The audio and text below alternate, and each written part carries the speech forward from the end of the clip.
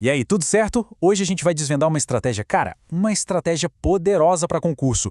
Como é que se gabarita aquelas questões de vocabulário sem precisar ler o texto inteiro? A ideia aqui é ganhar um tempo que vale ouro e, claro, passar na frente da concorrência. Então, bora lá!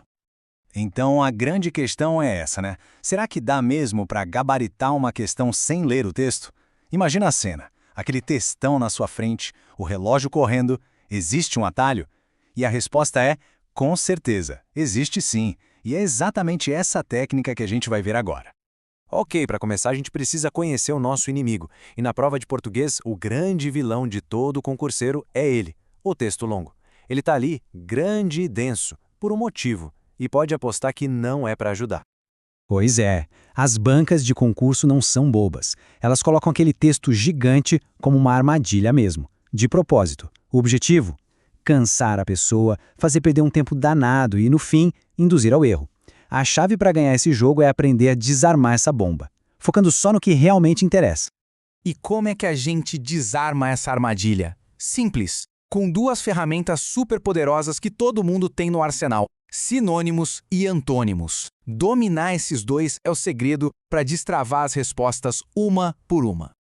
Então vamos só relembrar o básico bem rapidinho. Sinônimos, né, são palavras que têm a mesma ideia, o mesmo sentido, tipo alegre e feliz, casa e morada. Já os antônimos são o contrário, a ideia oposta. Bom e mal, grande e pequeno. Simples assim, direto ao ponto. E isso aqui é a base de tudo.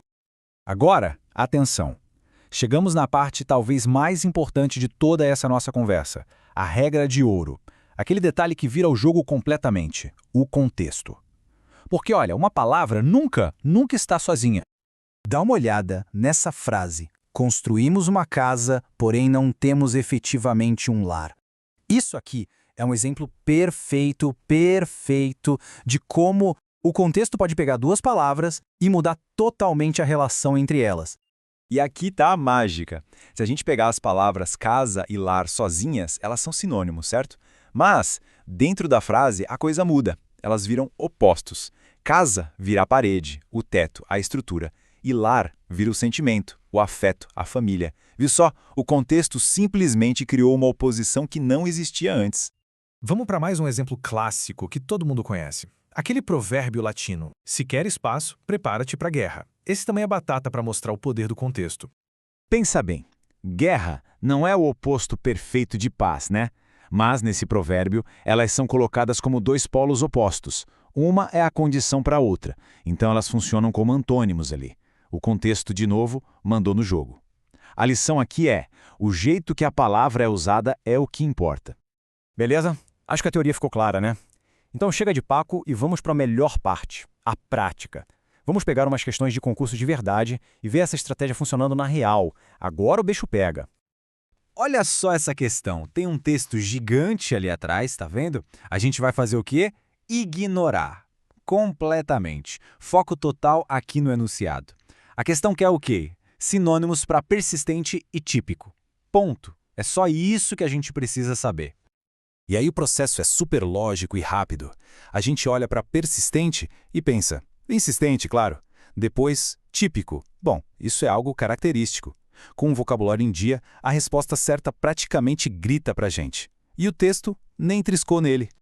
Bora para mais uma. De novo, o texto ali é só paisagem, um ruído de fundo. A pergunta é, na lata, qual o significado de plausível e exorbitante? A lógica não muda. Plausível é algo que dá para aceitar, que faz sentido, ou seja, admissível. E exorbitante é algo exagerado que ultrapassa os limites. Mais uma vez, saber o significado das palavras foi o único trabalho aqui. O texto ficou de escanteio. E naquelas questões de certo ou errado, tipo da CESP, essa técnica é mais rápida ainda. Olha isso. A afirmação é: confluência é sinônimo de convergência. É só saber o que significam. Confluência, ponto de encontro. Convergência, também. Então, tá certo. Fim de papo. Próxima.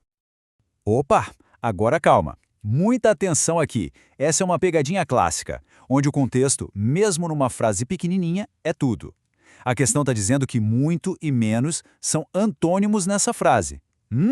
Será mesmo? E a resposta é errado. Pegadinha. Nesse caso, o muito não está sendo o oposto de menos. Pelo contrário, ele está dando mais força, intensificando o menos. A frase quer dizer muito menos, ou seja, ainda menos diferença. Isso só prova mais uma vez a nossa regra de ouro. O contexto manda em tudo. Agora, se liga nesse outro desafio. Aqui o jogo é de atenção total. O enunciado está pedindo duas coisas diferentes. Ele quer o sinônimo de uma palavra e o antônimo da outra. Às vezes, ler o que a questão está pedindo com calma é mais importante do que saber o vocabulário em si. Então vamos por partes, que nem a gente vê na tabela. Para depôs, a gente precisa de um sinônimo. O que seria? Depositei, beleza. Agora, para frágil, a gente precisa de um antônimo, o contrário. O contrário de frágil é vigoroso. Pronto. Juntou os dois, achou a resposta certa. É um método passo a passo. No fim das contas, o que a gente viu aqui vai muito além de sinônimos e antônimos. É sobre ganhar uma vantagem competitiva de verdade. É uma maneira de jogar o jogo de forma mais inteligente e, principalmente, mais rápida que a própria prova. Então, para fechar, vamos aos pontos-chave que não dá para esquecer. Primeiro, aumente seu vocabulário sempre. É um investimento. Segundo, o contexto é o chefe. Ele que manda. Terceiro, perca o medo de pular o texto para economizar aquele tempo precioso. E por último, e talvez o mais importante, leia o enunciado da questão com atenção de cirurgião. Com essa estratégia em mãos, a pergunta muda, né? A questão não é mais será que dá para gabaritar? A questão passa a ser o que eu vou fazer com todo esse tempo que vai sobrar para garantir mais pontos? A verdadeira pergunta é como essa malandragem de prova pode ser usada para detonar o cronômetro?